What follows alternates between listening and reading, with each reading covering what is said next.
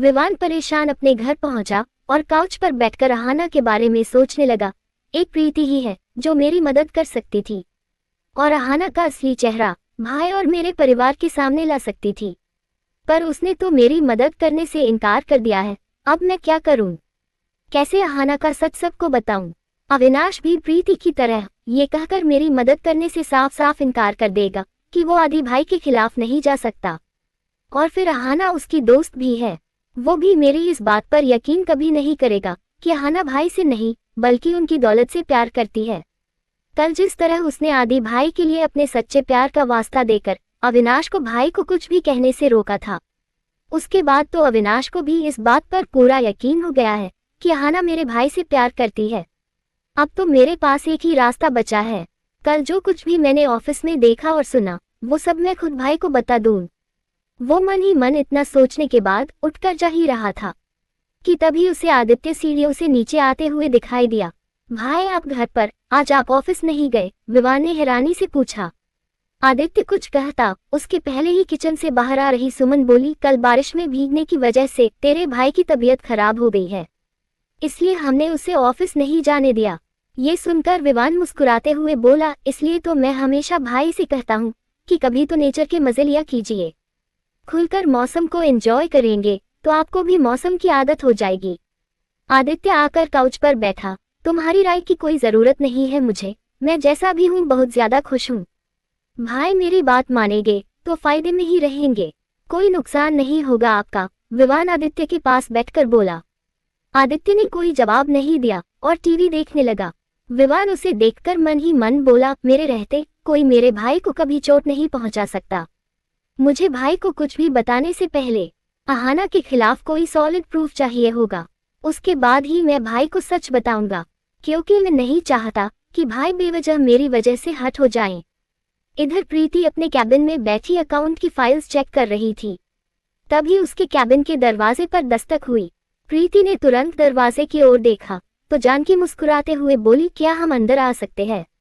अरे आप आइए ना मैम। प्रीति तुरंत उठ खड़ी हुई। जानकी अंदर आई तो प्रीति चेयर पकड़कर बोली, बैठिए मैम, आप जरूर सर से मिलने आई हैं, पर सर तो आज ऑफिस आए ही नहीं। जानकी ने अनजान बनकर पूछा, नहीं आए? पर क्यों? उन्होंने तो हमें आज मिलने के लिए बुलाया था। आप बैठिए ना मैम, मैं सब बताती हूँ आपको, प्रीति तुरंत बोली। जानकी उसकी ओर देखते हुए चेयर पर बैठ गई तो प्रीति भी आकर अपनी चेयर पर बैठी और परेशान होकर बोली, दरअसल बात यह है मैम कि आज सर की थोड़ी तबीयत खराब है, बस इसलिए आज वो ऑफिस नहीं आ सके, सब मेरी ही गलती थी। कल मुझे उन्हें जबरदस्ती बारिश में नहीं भीगाना चाहिए था, बेचारे मेरी वजह से बारिश में भीगे और बीमार भी पड़ गए। जानकी मन ही मन मुस्कुराते हुए उसे देखने लगी। प्रीति फिर से बोली, कल सर की वजह से मैं इतनी बारिश में भी सही सलामत अपने घर पहुंच गई और वो मेरी वजह से बीमार हो गए। उन्होंने कल मेरी बहुत मदद की थी मैम, मेरे लिए होटल में रुके, फिर मुझे घर ड्रॉप करने के लिए निकले और फिर मुझे ठंड लगने पर उन्होंने मुझे अपना कोट भी दे दिया। मैं गिर ना जाऊं इसलिए सारे रास्ते मेरा हाथ थामे मुंबई की सड़कों पर चले। और जब मैंने उन्हें अपने घर के अंदर आने के लिए कहा तो उन्होंने इनकार कर दिया। इनकार कर दिया? पर क्यों? जानकी ने पूछा। प्रीति मुस्कुरा दी, वो मैं अपनी सहेली के साथ उसके फ्लैट में रहती हूँ ना, हम दोनों अकेले ही रहते हैं वहाँ, इसलिए सर ने कहा कि वो इतनी रात को एक ऐसे घर में नहीं आ सकते जहाँ दो लड़कियां अकेले रहती हो, वरना सोसाइटी वाले बेवजह की बातें करेंगे और बाद में हमें परेशानी होगी। सच? ऐसा कहा आपके खड़ूस बॉस ने? जानकी ने आंखें बड़ी बड़ी करके पूछा। हाँ मैम, मैं उनके बारे में गलत थी, वो इतने बुरे भी नहीं है जितना मैं उन्हें समझती थी। असल में तो वो बहुत अच्छे इंसान हैं, बस उन्हें अपनी अच्छाई लोगों को दिखाना पसंद नहीं है। आप तो आपके बॉस को बहुत अच्छे से जानने लगी हैं बेटा। नहीं मैम, उन्हें कभी कोई जान ही नहीं सकता, क्योंकि वो कब क्या करते हैं ये सिर्फ वो जानते हैं। कभी मेरी कोई बात नहीं सुनते और कभी अपनी ही नहीं सुनते। पहले सबके सामने बेइज्जती करते हैं और फिर सबके सामने अपनी गलती पर माफी मांगने में भी उन्हें कोई झिझक नहीं होती। इतना कहकर वो आदित्य के साथ बिताए पलों को याद करके मुस्कुराने लगी। तभी अचानक उसकी नजर जानकी पर पड़ी जो उसे देखकर मुस्कुरा रही थी। प्रीति छिप गई और तुरंत बात बदलते हुए बोली, अच्छा मैम, आज तो सर आएंगे नहीं, अगर आपको उनसे कोई बहुत जरूरी काम हो तो आप मुझे बता दीजिए, उनके आते ही मैं उन्हें बता दूंगी। इतना ज़रूरी काम नहीं था बेटा, हम फिर कभी आ जाएंगे। वैसे मैम, आप पहले भी इस ऑफिस में आ चुकी हैं, पर आपने मुझे कभी बताया नहीं कि आपको सर से क्या काम है। उसका सवाल सुनकर जानकी मन ही मन बोली, नहीं नहीं, हम फिलहाल इन्हें ये पता नहीं चलने दे सकते कि आदित्य हमारे पोते हैं, वरना ये हमसे खुलकर बात कभी नहीं कर पाएंगी। तभी प्रीति ने फिर से पूछा, आपने कुछ बताया नहीं मैम? जानकी मुस्कुराते हुए बोली, दरअसल बात यह है बेटा कि कुछ दिनों में हमारे पोते की शादी होने वाली है और हम उन्हें एक बंगला गिफ्ट करना चाहते हैं और ये चाहते हैं कि वो बंगला आपके आदित्य सर बनाए। ये सुनकर प्रीति झट से बोली, ओह तो ये बात है, इसलिए आप सर से मिलने आती हैं? जानकी मुस्कुरा दी, हाँ मैम, आप मुझे अपना नंबर दे दीजिए, कल सर ऑफिस में जैसे ही फ्री होंगे मैं आपकी सर से बात करवा दूंगी, सर आपका काम जरूर कर देंगे। जानकी ने अपने पर्स से फोन निकाला और प्रीति से बोली, आप अपना नंबर हमें बताइए, हम आपको मिस कॉल दे देते हैं, आपके पास हमारा नंबर आ जाएगा। प्रीति ने सिर हिलाया और उन्हें अपना मोबाइल नंबर बता दिया। जानकी ने उसके नंबर पर मिस कॉल दिया तो प्रीति उन्हें अपना फोन दिखाते हुए बोली, आपका नंबर आ गया मैम। अच्छा बेटा, आपने अभी अभी कहा कि आप अपनी दोस्त के साथ रहती हैं, तो फिर आपकी फैमिली कहाँ है? आप मुंबई की नहीं है क्या? जानकी ने पूछा। प्रीति उनका सवाल सुनकर उदास होकर बोली, मेरा पूरा परिवार एक हादसे में मुझसे हमेशा के लिए बिछड़ गया है मैम, इसलिए मैं यहाँ मुंबई आ गई। अब मेरी फैमिली में सिर्फ मेरे दादाजी हैं और वो इस वक्त केदारनाथ में हैं, इसलिए जब तक वो वापस नहीं आ जाते मुझे मेरी दोस्त के साथ ही रहना पड़ेगा। उसकी बातें सुनकर जानकी ने तुरंत उसकी हथेली थामी। आई एम सॉरी बेटा, इतनी खूबसूरत लड़की को उदास करने का हमारा कोई इरादा नहीं था। प्रीति खुद को संभाल कर बोली, कोई बात नहीं मैम, ये मेरी जिंदगी का सच है और मैंने इस सच के साथ जीना सीख लिया है कि अब मैं अकेली हूँ। दुनिया में कोई अकेला नहीं होता बेटा, क्योंकि ऊपर वाला हर पल हमारे साथ होता है। वैसे आप तो खूबसूरत होने के साथ साथ बहुत स्ट्रांग भी हैं।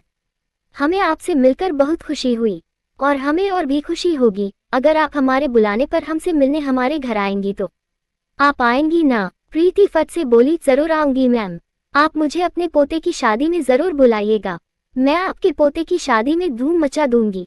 जानकी का चेहरा खिल गया, जरूर बुलाएंगे बेटा। प्रीति मुस्कुरा दी तो जानकी फिर से बोली, अच्छा अब आप अपना काम करिए, हम चलते हैं, फिर आएंगे। इतना कहकर जानकी उठ खड़ी हुई तो प्रीति भी उठकर बोली, चलिए मैं आपको बाहर तक छोड़ देती हूँ। उसकी कोई जरूरत नहीं है बेटा, आप अपना काम कीजिए, हम अपने आप चले जाएंगे। प्रीति मुस्कुरा दी, बाय मैम। जानकी उसके गाल को छू कर बोली, बाय बेटा। उनके जाते ही प्रीति फिर से अपना काम करने लगी। तभी हाना वहां आकर उस पर भड़की, अगर तुम्हें पता था कि आदित्य की तबीयत खराब है और वो आज ऑफिस नहीं आएंगे तो तुमने इतनी बड़ी बात आकर मुझे बताई क्यों नहीं? प्रीति उसे हैरानी से देखने लगी। अहाना ने गुस्से में उससे पूछा, कुछ पूछा मैंने तुमसे प्रीति? अगर तुम जानती थी कि आदित्य की तबीयत खराब है तो तुमने मुझे बताया क्यों नहीं? प्रीति ने उसकी ओर देखकर जवाब दिया, मुझे अभी थोड़ी देर पहले ही पता चला है मैम। आपको इसलिए नहीं बताया क्योंकि मुझे लगा कि आप उनकी मंगेतर हैं, तो शायद आपको ये बात पता होगी। ये सुनकर अहाना गुस्से में भड़की, मंगेतर हूँ, उनकी सेक्रेटरी नहीं हूँ, इसलिए आदित्य की सारी इन्फॉर्मेशन रखना तुम्हारा काम है, मेरा नहीं, because you are his secretary. Preeti को उससे ऐसे बात करना अच्छा नहीं लगा, पर वो चाहकर भी कुछ बोली नहीं। पर अहाना इतना कहकर वहां से जाने लगी, पर कुछ कदम चलकर वो रुक गई और पलटकर प्रीति से बोली, और हाँ, तुम्हारी सेक्रेटरी की जॉब में ये भी शामिल है कि तुम इस ऑफिस में जो भी हो रहा है खुद आकर मुझे बताओ। प्रीति उसे घूरते हुए बोली, आई एम सॉरी मैम, मुझसे गलती हो गई और मुझे मेरा काम बताने के लिए थैंक यू भी। अगर आप मुझे जॉब देते वक्त ये बात बता देती कि इस ऑफिस में मैं सिर्फ आदित्य सर की नहीं बल्कि आपकी भी सेक्रेटरी हूँ तो मुझसे ये गलती नहीं होती। पर कोई बात नहीं, आगे से याद रखूंगी। अहाना के चेहरे पर मुस्कुराहट आ गई। मैं आदित्य से मिलने उनके घर जा रही हूँ प्रीति, और अविनाश भी ऑफिस में नहीं है। आई एम श्योर कि हमारी गैर मौजूदगी में तुम यहाँ सब संभाल लोगी। प्रीति मुस्कुराते हुए बोली, मुझ पर भरोसा करने के लिए थैंक यू मैम। पहले की तरह इस बार भी मैं आपका भरोसा नहीं तोड़ूंगी। उसके इतना कहते ही अहाना को ब्लूप्रिंट्स वाली बात याद आ गई और वो उसे घूरने लगी। उसके घूरने पर भी प्रीति ने अपनी नजरें नहीं झुकाई और उसे देखती रही। अहाना खुद ही गुस्से में भन-भनाती हुई वहां से चली गई। उसके जाते ही प्रीति गुस्से में अपनी चेयर पर बैठी और फाइल्स उठाते हुए बोली, ये तो हद है यार, कुछ करो तो भी सुनो और कुछ ना करो तो भी सुनो। इस ऑफिस में तेरी इंसल्ट तो हर हाल में होनी है, पर खबरदार, जो अब तूने किसी की भी सुनी। तू इस ऑफिस में सर की सेक्रेटरी का काम करती है, किसी की गुलाम नहीं है जो हर कोई आकर तुझे सुनाएगा। और विवान ठीक ही कहता है, अहाना मैम जैसी दिखती है वैसी है नहीं। मंगेतर इनके हैं तो इन्हें पता होना चाहिए ना कि वो आज ऑफिस क्यों नहीं आए। खुद ने उन्हें फोन किया नहीं और मैंने कर दिया तो मुझे सुनाने चली आई। प्रीति ने बच्चों की तरह मुंह बनाया और अपना काम करने लगी, पर आदित्य के बिना उसका काम में मन ही नहीं लग रहा था। वो बार बार मिरर वॉल से उसके कैबिन की ओर देख रही थी। वो फिर से बड़बड़ाए, प्रीति तू भी कुछ कम नहीं है। सर ऑफिस में हो या ना हो, तुझे भी उनके बिना चैन नहीं आता और ऊपर से तूने एक नई बीमारी गले लगा ली है। उन्हें देखते ही तेरा दिल सुपर फास्ट ट्रेन की स्पीड से दौड़ने लगता है। तुझे अपनी इस बीमारी का जल्दी से इलाज करना होगा, वरना किसी दिन तुझे सच में हार्ट अटैक आ जाना है। अब सर के बारे में सोचना छोड़ और अपना काम कर। वो फिर से अपना काम करने लगी। अहाना तेजी से अपने कैबिन में आई और बैग उठाकर जाने लगी। तभी उसके फोन की रिंगटोन बज उठी। आदित्य का नंबर देखकर उसके चेहरे पर बड़ी सी मुस्कान आ गई। उसने तुरंत कॉल रिसीव की, पर कुछ के पाती उसके पहले ही आदित्य अपने लैपटॉप पर काम करते हुए बोला, अहाना मुझे दिल्ली प्रोजेक्ट की कंस्ट्रक्शन की फाइल मेल करो अभी। अहाना तुरंत बोली, मेल करने की कोई जरूरत नहीं है आदित्य, क्योंकि मैं आपसे मिलने आपके घर ही आ रही हूँ, तो फाइल साथ में ही लेती आऊंगी। आदित्य ने हैरानी से पूछा, तुम घर आ रही हो, पर क्यों? आदित्य आपकी तबीयत ठीक नहीं है, तो मैं आपको देखना चाहती थी कि आप ठीक है या नहीं। अहाना मुझे सिर्फ सर्दी जुकाम हुआ है और इतनी छोटी सी बात के लिए तुम्हें ऑफिस का काम छोड़कर यहाँ आने की कोई जरूरत नहीं है। अविनाश इस वक्त ऑफिस में नहीं है, इसलिए तुम्हें वही रहना चाहिए। आई नो आदित्य, पर मैं सारा दिन आपके पास नहीं बैठूंगी, बस आपसे मिलकर वापस ऑफिस आ जाऊंगी। नो अहाना, तुम मेरी मंगेतर बाद में हो, पहले मेरी कंपनी की खास आर्किटेक्ट हो, इसलिए ऑफिस टाइम में तुम्हें ऑफिस में होना चाहिए। और वैसे भी अब मैं ठीक हूँ। फिर भी अगर तुम्हें मुझसे मिलना है तो तुम ऑफिस हावर्स खत्म होने के बाद मुझसे मिलने घर आ सकती हो, पर इस वक्त नहीं। अब अपना टाइम वेस्ट मत करो और मुझे जल्दी से फाइल मेल करो। ठीक है। आदित्य ने कॉल कट कर दिया। अहाना को उस पर बहुत गुस्सा आया। उसने अपना बैग टेबल पर पटका और अपना पीसी ऑन करके उसे मेल करने लगी। वो गुस्से में बड़बड़ाए, अच्छा खासा मौका मिला था आदित्य के परिवार को इम्प्रेस करने का, पर आदित्य ने मेरे सारे प्लान पर पानी फेर दिया। आदित्य की शादी के लिए हाँ करने के बाद भी ना जाने क्यों मुझे डर लग रहा है कि कहीं आदित्य मंडप में पहुंचकर मुझसे शादी करने से मुकर ना जाएं।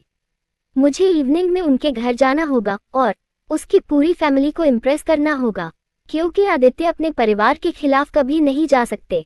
अगर उनकी पूरी फैमिली मेरी साइड हो गई तो फिर वो इस शादी से कभी इनकार नहीं कर सकेंगे। उसे एक कोरियर देने आई प्रीति ने जब उसके कैबिन के बाहर से ये सुना तो मन ही मन बोली, अहाना मैम की बातों से तो यही लग रहा है कि शायद विवान ठीक कह रहा था। अहाना मैम को सर से नहीं बल्कि उनकी दौलत से प्यार है। ये सर की फैमिली के दिल में अपनी जगह नहीं बनाना चाहती, बल्कि उन्हें इसलिए इम्प्रेस करना चाहती है ताकि सर इनसे शादी करने से इनकार ना कर दे। अहाना मैम ऐसी भी हो सकती है, ये तो मैंने सपने में भी नहीं सोचा था।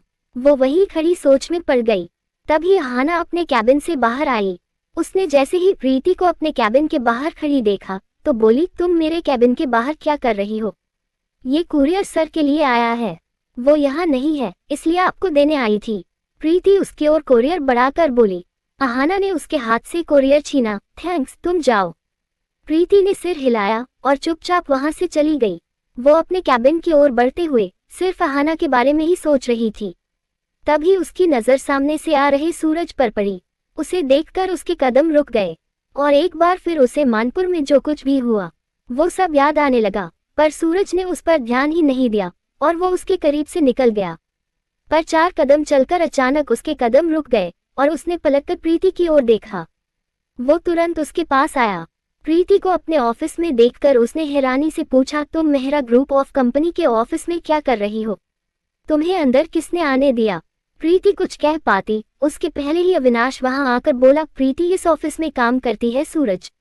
ये आदित्य सर की सेक्रेटरी है। व्हाट? अरे पर इसे हमारे ऑफिस में जॉब दी किसने? अगर सर को पता चला कि तुम लोगों ने इस बहन जी को उनकी सेक्रेटरी की जॉब दी है तो इसके साथ साथ तुम्हारी भी नौकरी चली जाएगी। सूरज प्रीति की ओर देखकर बोला। पर अविनाश मुस्कुरा दिया, सर को सब कुछ पता है सूरज।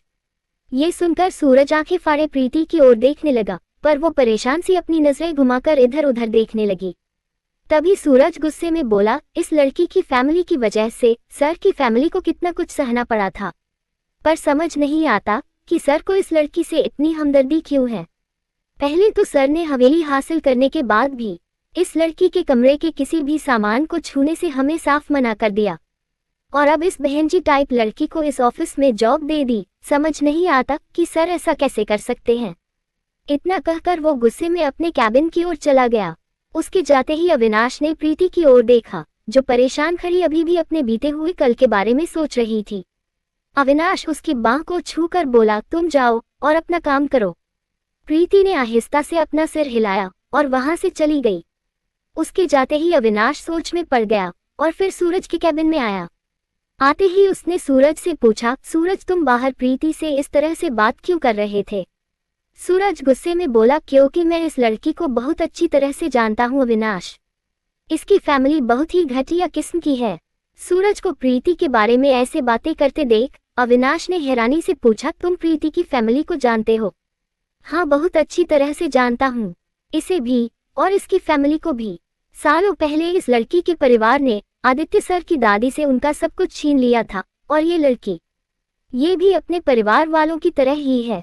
ये भी किसी को धोखा देकर खुद अपनी ही शादी के मंडप से भागकर यहाँ आई है। सूरज की कही ये बात अभी अभी उसके कैबिन में आई अहाना ने भी सुन ली और अविनाश की ओर देखने लगी। उनका चेहरा देखकर सूरज ने वो सब कुछ उन दोनों को बताना शुरू किया जो वो प्रीति और उसकी फैमिली के बारे में जानता था। अविनाश परेशान होकर कुर्सी पर बैठ गया, पर अहाना बोली, ओह माय गॉड, सीधी और शरीफ दिखने वाली ये लड़की इतनी चालाक हो सकती है, मुझे तो यकीन ही नहीं हो रहा। और इसकी फैमिली, वो भी इसकी तरह धोखेबाज है। इस लड़की के बारे में जानकर तो मुझे लग रहा है कि मैंने इसे यहाँ जॉब देकर बहुत बड़ी गलती कर दी है। तभी सूरज भी बोला, वही तो मैं कह रहा हूँ कि इस लड़की को इस ऑफिस में घुसने किसने दिया। इस लड़की के बारे में इसके गांव में मैं जो कुछ भी सुनकर आया हूँ, उसके बाद तो आई एम श्योर कि ये सर से बदला लेने आई है। पर सूरज, अगर आदित्य सर प्रीति के बारे में सब कुछ जानते हैं तो फिर उन्होंने इसे यहाँ नौकरी दी ही क्यों? उन्हें तो बहुत पहले इसे धक्के मारकर यहाँ से निकाल देना चाहिए था। अविनाश परेशान होकर बोला। तो सूरज उसके पास आया, यही सोचकर तो मैं परेशान हूँ कि सर ने इस लड़की को यहाँ क्यों रखा हुआ है। मुझे सर से अभी इसके बारे में बात करनी होगी। इतना कहकर वो आदित्य को फोन करने लगा, पर अविनाश उसे रोकते हुए बोला, फोन पर ये सारी बातें करना ठीक नहीं होगा सूरज। सर को ऑफिस आ जाने दो, वो खुद ही बता देंगे कि अगर प्रीति के परिवार ने उनके परिवार के साथ चीटिंग की थी तो उन्होंने प्रीति को यहाँ क्यों रखा हुआ है। वैसे भी आज उनकी तबीयत खराब है, हमें उन्हें एक दिन तो रेस्ट करने देना चाहिए। शायद तुम ठीक कह रहे हो, हमें सर के फैसले के खिलाफ जाकर कुछ नहीं करना चाहिए, वरना उनका गुस्सा हम पर ही बरसेगा। सूरज बोला और फिर अपनी चेयर पर आकर बैठ गया। तभी अहाना बोली, पर अगर ये लड़की किसी गलत इरादे से यहाँ आई है तो हम इसे ऐसे इस ऑफिस में घूमने तो नहीं दे सकते, पता नहीं कब क्या कर दे। ये सुनकर सूरज फट से बोला, तुम ठीक कह रही हो अहाना, जब तक सर ऑफिस नहीं आ जाते हमें इस लड़की की हर एक हरकत पर नजर रखनी होगी। अहाना कुछ पल सोचकर फिर से बोली, ठीक है, जब तक आदित्य ऑफिस नहीं आ जाते मैं उस लड़की पर नजर रखूंगी। हाँ अहाना, यही ठीक रहेगा। अहाना और सूरज की बातें सुनकर अविनाश परेशान हो गया और मन ही मन बोला, प्रीति के बारे में सब कुछ जानने के बाद भी मुझे ऐसा क्यों लग रहा है कि वो वैसी लड़की नहीं है जैसी सब उसे समझ रहे हैं। पर जो सब सुना मैंने उसके बारे में, उसे झुठलाया भी तो नहीं जा सकता। क्या करूं? प्रीति से बात करूं क्या इस बारे में? मुझे तो उस लड़की में ढूंढने से भी कोई बुराई नजर नहीं आई। बहुत अच्छी और समझदार लड़की लगी मुझे तो वो। अविनाश यही सब सोचकर परेशान हो रहा था। इधर प्रीति भी घबराई हुई सी अपने कैबिन में आई और टेबल से टिककर खड़ी हो गई। उसके कानों में सूरज की कई बातें गूंज रही थी। उसने घबराहट में टेबल पर रखे पानी का ग्लास उठाया और एक सांस में सारा पानी पी गई। उसने ग्लास फिर से टेबल पर रखा और अपनी चेयर पर बैठकर मन ही मन बोली, सूरज सर ने भी आज वही बात कही जो आदित्य सर कहते हैं कि मेरे परिवार ने आदित्य सर से उनका सब कुछ छीन लिया था और उसी का बदला लेने के लिए उन्होंने मेरे परिवार से सब कुछ छीना है। क्यों मेरा दिल बार बार यही कह रहा है कि हो ना हो आदित्य सर का ठकुराइन दादीसा से कोई तो कनेक्शन है, और अगर मैं सही हूँ तो मुझे अपने परिवार को लेकर आदित्य सर की गलतफहमी दूर करनी होगी। पर उसके पहले मुझे ये जानना होगा कि मैं जो सोच रही हूँ वो सही है या गलत, और इस काम में सिर्फ विवान मेरी मदद कर सकता है। पर अगर उसे ये पता चल गया कि मेरे और आदित्य सर के बीच मानपुर में क्या हुआ है तो कहीं वो भी बाकी सब की तरह मुझे गलत ना समझ बैठे, क्योंकि अगर ये सच है कि मेरे परिवार ने आदित्य सर के परिवार को चोट पहुंचाई है तो विवान भी मुझसे नफरत करने लगेगा। नहीं नहीं प्रीति, विवान से कोई मदद मत लेना, तुझे खुद ही सच की तह तक जाना होगा। इसके लिए बेहतर यही होगा कि तू सीधे आदित्य सर से ही बात करें, क्योंकि अब बहुत हुआ। पहले तो सिर्फ आदित्य सर तेरे परिवार पर इल्जाम लगाते थे, पर अब सूरज सर की वजह से सारा स्टाफ तेरे परिवार के बारे में यही सब बातें करेगा। मुझे अभी और इसी वक्त आदित्य सर से बात करनी होगी। इतना कहकर उसने टेबल पर रखे फोन का रिसीवर उठाया और आदित्य को फोन करने लगी। ऑफिस आने के लिए रेडी हो रहे आदित्य ने ऑफिस का नंबर देखकर कॉल रिसीव की ही थी कि तभी प्रीति ने रिसीवर नीचे रख दिया। आदित्य गुस्से में बोला, अब इस लड़की ने एक नया शौक पाल लिया है, फोन करती है पर बिना बात किए कॉल कट कर देती है, बेवकूफ लड़की। इधर प्रीति भी बड़बड़ाए, इस बारे में फोन पर बात करना ठीक नहीं होगा, मुझे सर से मिलकर ही बात करनी होगी, सर के ऑफिस आने का इंतजार करना चाहिए मुझे, यही ठीक होगा। वो यही सब सोच रही थी कि तभी अविनाश वहां आ गया। उसे देखकर प्रीति उससे नजरें चुराने लगी और मन ही मन बोली, कहीं अविनाश सर सूरज सर की कई बातों के बारे में बात करने तो नहीं आए हैं। पर तभी अविनाश बोला, चिंता मत करो प्रीति, मैं तुमसे कोई सवाल नहीं करूंगा, क्योंकि अगर आदित्य सर ने सब कुछ जानने के बाद भी तुम्हें यहाँ नौकरी करने की इजाजत दी है तो जाहिर सी बात है कि तुमने ऐसा कुछ नहीं किया होगा जो सूरज समझ रहा है।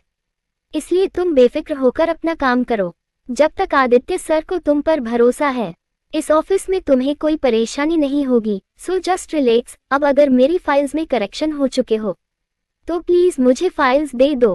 प्रीति मुस्कुराते हुए बोली, जी सर। उसने जल्दी से टेबल पर रखी फाइल्स उठाई और अविनाश को देते हुए बोली, ये लीजिए सर, मैंने सारी फाइल्स के अकाउंट टैली कर दिए हैं। अविनाश ने मुस्कुराते हुए फाइल्स ली। थैंक्स। प्रीति ने सुकून की सांस ली तो अविनाश वहां से जाने लगा, पर दरवाजे के पास पहुंचकर उसके कदम रुक गए।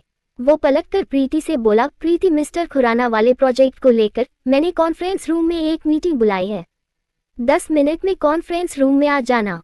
प्रीति ने सिर हिला दिया तो अविनाश वहां से चला गया। उसके जाते ही प्रीति खुद से बोली, समझ नहीं आता कि इंसानों को पहचानना इतना मुश्किल क्यों हो गया है। पहली मुलाकात में मुझे लगा था कि अविनाश सर और आदित्य सर बुरे इंसान हैं और अहाना मैम बहुत अच्छी, पर मैं गलत निकली। अविनाश सर तो बहुत अच्छे इंसान हैं और अहाना मैम उतनी ही मतलबी। इतना कहकर उसने मिस्टर खुराना के प्रोजेक्ट से रिलेटेड सारी फाइल्स उठाई और अपने कैबिन से बाहर जाने लगी। पर तभी टेबल पर रखे फोन की रिंग बजने लगी। प्रीति ने सारी फाइल्स फिर से टेबल पर रखी और रिसीवर उठाकर बोली, hello Mehra group of company. Phone क्यों किया था मुझे? आदित्य ने आईने के सामने बाल झाड़ते हुए पूछा। उसकी आवाज सुनकर प्रीति की आंखें बड़ी बड़ी हो गई और वो कुछ बोल नहीं पाई। तो आदित्य ने फिर से पूछा, जवाब आज दोगी या कुछ दिनों बाद? कुछ दिनों बाद। इतना कहकर प्रीति ने रिसीवर नीचे रख दिया और टेबल पर रखी फाइल्स उठाकर वहां से भाग गई। आदित्य गुस्से में खुद से बोला, इस लड़की ने बदतमीजी की हद पार कर दी है। ऑफिस में तो मुझे सुकून से जीने नहीं देती और अब घर पर भी मुझे इरिटेट कर रही है। अब तो मुझे ऑफिस पहुंचकर ही इस लड़की की क्लास लेनी पड़ेगी, तब शायद ये लड़की सुधर जाए। उसने इतना कहकर अपना कोट पहना और टेबल पर रखा फोन उठाकर तेजी से अपने कमरे से बाहर आया। वो जैसे ही सीढ़ियों से नीचे आया तो लता तुरंत उसके पास आकर बोली, आदि कहाँ जा रहा है? ऑफिस जा रहा हूँ बड़ी माँ, आदित्य ने जवाब दिया। लता उसके पास आकर बोली, पर आदि तेरी तबीयत ठीक नहीं है, तुझे घर पर रहकर आराम करना चाहिए। आदित्य गुस्से में भड़का, बड़ी माँ, मैं कोई छोटा सा बच्चा नहीं हूँ जो जरा से सर्दी जुकाम की वजह से घर में बैठा रहूं। मैं ठीक हूँ और इससे ज्यादा देर घर पर नहीं रह सकता, इसलिए प्लीज मुझे जाने दीजिए।